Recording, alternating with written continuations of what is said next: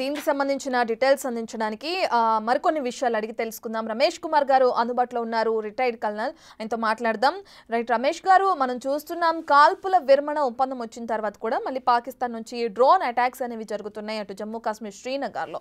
అయితే ఒకసారి విరమణ ఒప్పందం చేసుకున్న తర్వాత వాటిని ఉల్లంఘిస్తే దాన్ని ఎలా చూడొచ్చు అంటారు? అది కరెక్టే అంటారా? పాకిస్తాన్ ఏం చేసినా గానీ అది వాళ్ళకి ఏంటంటే సీజ్ ఫైర్ కానీ వాళ్ళది ఏ ఒప్పందాలు ఉన్నా పాకిస్తాన్ వాటిని జరిగా పాటించదు. మనకి గతంలో కూడా ఎన్నోసార్లు సీజ్ ఫైర్ చేసుకున్నాము, ఆ తర్వాత కూడా వాళ్ళు సీజ్ ఫైర్ వైలేషన్ చేస్తూనే ఉంటారు. ఇది మనకు తెలిసిన విషయమే. కాబట్టి మన ఆర్మ్ ఫోర్సెస్ వాటికి కూడా సరైన సమాధానము తిప్పి చెప్పుతుంది. మీరు వేచి చూడండి. వాళ్ళకి ఆల్రెడీ ఇప్పుడు గుణపాఠం చెప్పాము, అయినా కానీ వాళ్ళకి ఇంకా బుద్ధి రాలేదు. కాబట్టి బుద్ధి వచ్చేలాగా ఆర్మీ ఫోర్సెస్ చేస్తారని చెప్పేసి నేను భావిస్తున్నాను.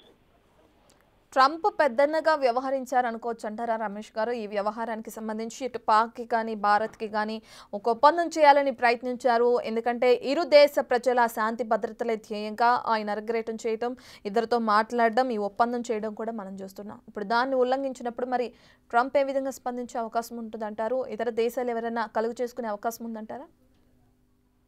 ఇప్పుడు ట్రంప్ కలుగ చేసి చేసుకున్నారని ఒక భావన. నేను ఏమనుకుంటున్నాను అంటే, ఇప్పుడు ఇరానియన్ ఫారిన్ మినిస్టర్ వాళ్ళు వచ్చారు, వాళ్ళు మాట్లాడిపోయారు. ఆ తర్వాత సౌదీ ఫారిన్ మినిస్టర్ వచ్చారు, వాళ్ళు కూడా వచ్చి మాట్లాడిపోయారు. రెండిట్లో కూడా వాళ్ళకి జరిగింది ఏంటంటే పాకిస్తాన్ ఎయిర్పోర్ట్స్ మొత్తం ధ్వంసం చేశాము, ఆ తర్వాత వాళ్ళ రేడార్స్ మొత్తం ధ్వంసం చేశాము. ఇప్పుడు వాళ్ళ ఎయిర్పోర్ట్స్ మొత్తం అక్కడ ఆగిపోయింది.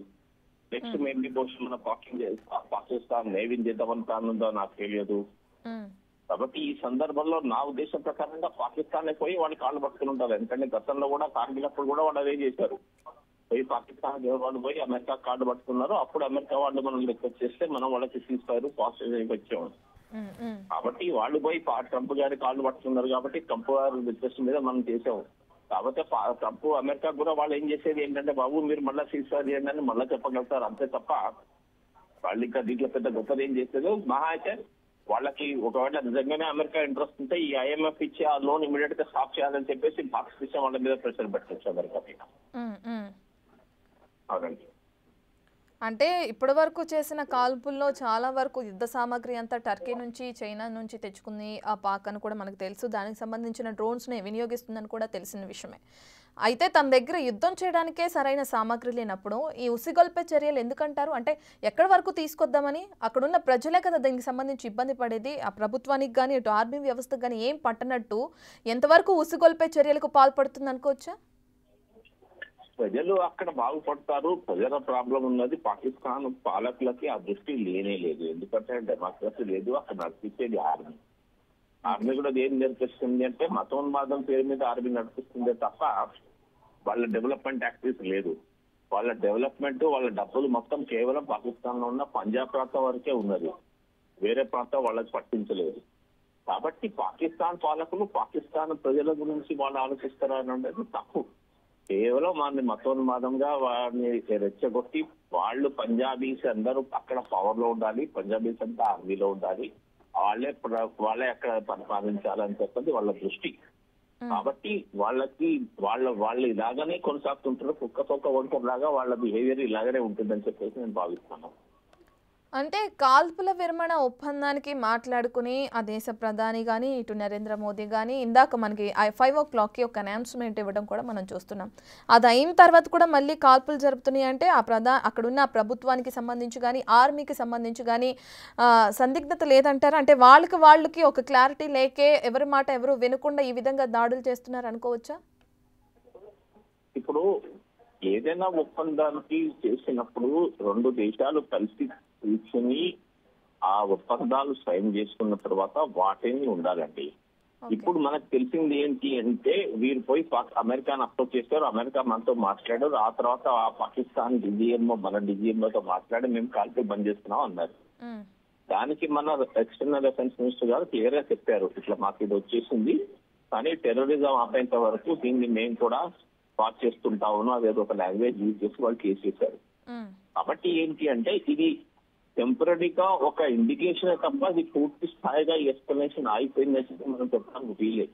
ఓకే. ఇప్పుడు వాళ్ళు మళ్ళా కాల్పులు చేశారంటే మనకి మళ్ళా రైట్ ఉంది దాన్ని రెస్పాండ్ చేసింది. ఓకే. ఏ విధంగా అయితే మనము నిన్న జరిపిన కాల్పులకి వాళ్ళ పాకిస్తాన్ ఎయిర్ ఫోర్స్ స్థావరాన్ని మనం ధ్వంసం చేశామో, అదే ప్రకారంగా ఈ రోజు మిగిలిన ఎయిర్ ఫోర్స్ లాగా మిగిలిన టెర్రరిస్ట్ స్థావరాలు లేకపోతే నేవీ ఎయిర్ ఫోర్స్ కూడా ధ్వంసం చేసే రైట్ మనకి వాళ్ళే ఆటోమేటిక్ గా మన చేతిలో పెట్టినట్టుగా దీన్ని మనం ఆలోచించాలంట. అవునండి. అంటే ఎక్కడ వరకు తీసుకెళ్దామనండి ఈ యుద్ధం ప్రారంభించింది అని చెప్పుకోవచ్చు. ఉసుగొల్పే చర్యలు కానీ ఇవన్నీ కూడా ఎక్కడ వరకు చేయాలని, ఎందుకంటే దానికి సంబంధించి పాక్కి ఎటువంటి బలం లేదు. ఒక పక్కన వెనుక ఆయుధాలే అనుకోవచ్చు, ఆర్థిక బలం అన్నిటిలో కూడా అది వెనకంజలో ఉంది. అయినా కానీ ఉసుగొల్పే చర్యలు మాత్రం ఎక్కడ తగ్గించట్లేదు. ఇప్పుడు కూడా మనం చూస్తున్నాం. అసలు ఎక్కడ వరకు తీసుకెళ్లాలని దాని ఆలోచన అనుకోవచ్చు. ఇప్పుడు పాకిస్తాన్ లో బేసికల్లీ వాళ్ళ ప్రాబ్లం ఏంటి అంటే అండి, వాళ్ళకి ఇంటర్నల్ డిస్టర్బెన్స్ చాలా ప్రాబ్లం ఉంది. బలూచిస్తాన్ గురించి మనకు తెలుసు. నిన్న కూడా మళ్ళీ 15 మంది పాకిస్తాన్ సోల్జర్స్ చంపేశారు. సో అక్కడ బలూచిస్తాన్ లో వాళ్ళ కంట్రోల్లో లేదు. పిఓకేలో వాళ్ళకి ప్రాబ్లం ఉన్నది. మిగతా టీటీపీ ఆల్రెడీ ఖైబర్ పఖ్తూన్ఖ్వాలో అక్కడ వాళ్ళ అటాక్స్ జరుగుతున్నాయి. వాళ్ళ దేశంలో వాళ్ళ ఎల్లకల్లం జరుగుతున్నది. ఇప్పుడు వాళ్ళ కేవలం ఉన్నది ఒకటి ఏంటంటే మతం పేరు మీద ఆ ప్రజల్ని ఎట్లా రెచ్చగొట్టి, మతం పేరు మీద ప్రజల్ని మభ్యపెట్టి లేకపోతే వాళ్ళని తప్పుదారు తప్పించాలని చెప్పేసి వాళ్ళ ప్రయత్నం చేస్తున్నారు. ఈ ప్రయత్నాలు వాళ్ళు చేస్తూనే ఉంటారు. కాబట్టి వాళ్ళకి వేరే మార్గం లేదు. ఇప్పుడు మీరు చెప్పినట్టు ఇతర దేశాల నుంచి వచ్చినటువంటి టర్కీ నుంచి డ్రోన్స్ అవి ఎందుకు పనికిరాని డ్రోన్స్ అని చెప్పేసి ఫస్ట్ డేనే ప్రూవ్ అయిపోయినాయి. ఎందుకంటే వాటిని 100% మన భారత సైన్యము తిప్పి కొట్టేసింది, నాశనం చేసేసింది. వాళ్ళకి మహా గొప్పగా చెప్పుకుంటున్నటువంటి వాళ్ళ అబ్దాలి ఏదైతే మిజైల్ ఉందో అది కూడా దోవలోనే పడిపోయింది. అది పూర్తిగా ఎక్స్ప్లోర్ కూడా కాలేదు ఎక్కడ. అదే ప్రకారంగా వాళ్ళ పతా మిజైల్ కూడా ఉంది. అది కూడా ఎక్కడ 400 కిలోమీటర్స్ ముందరే కష్టాల్లోనే దాన్ని మనం పడగొట్టేశాం. చైనీస్ ఎయిర్ క్రాఫ్ట్స్ మనకి కొన్ని సూచనలు వచ్చేసినంటే అవి పాకిస్తాన్ ఏరియాలోనే అవి కింద పడిపోయి వాళ్ళ పాకిస్తాన్ పైలట్స్ అక్కడ రిజెక్ట్ అయ్యారు, లేకపోతే కాలిపోయినా అని చెప్పేసి కూడా కొన్ని మన వీడియోస్ అవన్నీ అయినాయి. అవన్నీ అథెంటికేట్ కాలేదు కాబట్టి మనం దాని గురించి ఎక్కువ చెప్పలేము. సో దీనివల్ల ఏముంది అంటే వాళ్ళ దగ్గర ఉన్న ఆయుధాలు కూడా ఎందుకు పనికిరాని ఆయుధాలు, అవి ఏ ప్రకారం కూడా భారతదేశానికి ఉన్న టెక్నాలజీ కానీ లేక భారత సైన్య క్యాపబిలిటీ కూడా నిలువుగా ఉన్నట్టుగా అది ఏం తెలియట్లేదు. కేవలం పాకిస్తాన్ ఎందుకంటే ఇప్పుడు అక్కడ ఉన్న ఆర్మీ చీఫ్ ఆయన పొజిషన్ ఇప్పుడు డిఫికల్ట్ గా ఉంది. అక్కడ వాళ్ళ కోర్ కమాండర్స్ వాళ్ళే ఆయనకి ఎగ్నెస్ట్ గా ఉన్నారు. ఇప్పుడు అక్కడ వాళ్ళలో తిరుగుబాటు వచ్చేసి ఆయన తీసేటట్టు ఉన్నారు. కాబట్టి ఇటువంటిప్పుడు వాళ్ళ ఆధిపత్యాన్ని చూపించడానికి వాళ్ళు ఏమైనా చేస్తూనే ఉంటారు. అది మనం దృష్టిలో పెట్టుకోవాలి. అది వాళ్ళకి మళ్ళా ఇది ఒక మంచి దెబ్బ కొట్టడానికి మనకి మన అవకాశంగా మనం చూసుకోవాలండి. Okay, right. Thank you Ramesh గారు. Kari party bond, kari bond. Kari under party bond. Kari bond, kari bond.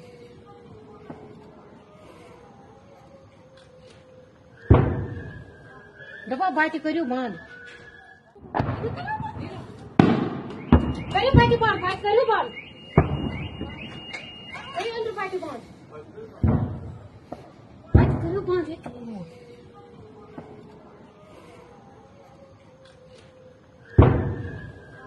Daba party kari bond.